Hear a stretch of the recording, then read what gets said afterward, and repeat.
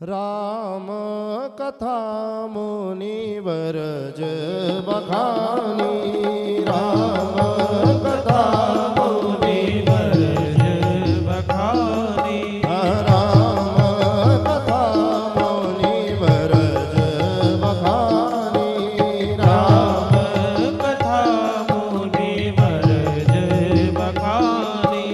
सुने महेश परम सुख मानी, सुनी महेश परम सुख मानी, सुनी महेश परम सुख मानी, सुनी महेश परम सुख मानी।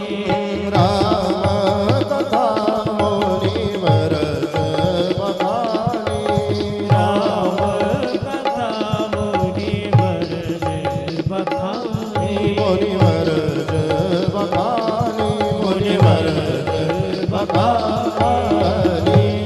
राम कथा मुनिवर बखानी। आए दो हैं लेकिन सुना किसने? सुनी महेश परम सुख मानी। माँ सती कोरी की कोरी रह गई। बुद्धि ऐसी ही रह जाती है। बुद्धि तर्क करती रहती है। तर्क को अप्रतिष्ठा कहा है। तर्क की अपनी कोई प्रतिष्ठा नहीं होती। आप लाख तर्क करते रहो, तर्क से बात समझ में आने वाली नहीं है। एक आदमी का बड़ा विद्वान था, खूब पढ़ लिख करके आया। अपने घर में जैसे ही आया तो माँ ने थाल सजाया, थाल के ऊपर दिया रखा, स्वागत किया अपने पुत्र का। बेटे तुमने बहुत अच्छी विद्या अध्ययन करके आए हो, तुम्हारा स्वागत है। आरती उतारा माँ ने। माँ को प्रसन्नता होती, पिता को प्रसन्नता होती है कि हमारा बेटा अगर योग्य बने। आरती उतारा, अंदर प्रवेश किया। एक कटोरी में 2 लड्डू लाए। माँ ने कहा बेटा ले जल्दी से ये लड्डू खा ले, भूख लगी होगी, बहुत दूर से यात्रा से आया है। क्योंकि यात्रा करती हो बोले यात्रा, जहां चलने से बोले त्रास हो वही तो यात्रा है, जहां तकलीफ हो। आए हो बोले बहुत दूर से, लो लड्डू खाओ, थकान मिटाओ। लड़का कहे कि माँ तू मेरी विद्या का चमत्कार देखना चाहती है? बोले नहीं बेटा ये सब चलता रहेगा, पहले लड्डू तो खा। अरे बोले लड्डू तो होता रहेगा, पहले तू मेरा चमत्कार तो देख। तर्क शास्त्र पढ़ के आया था लड़का। बोले लड्डू कितने हैं? माँ कहे 2।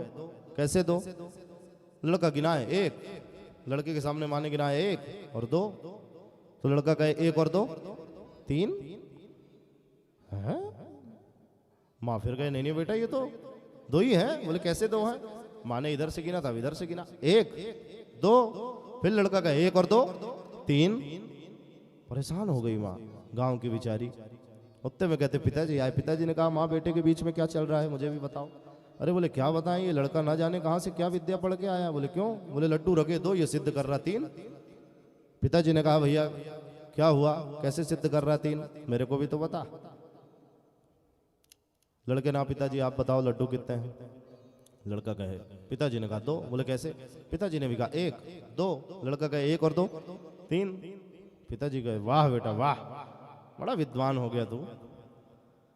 पिताजी ने वो प्लेट उठाया, एक लड्डू स्वयं ने खाया, दूसरा लड्डू माताजी को दिया, तो ये तुम लो। और लड़के से कहा बेटा तीसरा तू खा ले। अब तीसरा हो तो खाना, है तो 2 ही। तो बोले ऐसे जो तर्क करने वाले लोग हैं ये तर्क करते रह जाते हैं, मिलता कुछ नहीं। ऐसे ही सती कोरी की कोरी बैठी रही। चले हैं भूत भावन भोलेनाथ, राम भक्ति का उन्हें दान दिया, दक्षिणा दी। चले आ रहे हैं भगवान शिव। मन में ये तीव्र इच्छा हुई कि जिनकी हमने कथा सुनी अगर उनका दर्शन हो जाता। और कहते भगवान तो भक्त वत्सल है।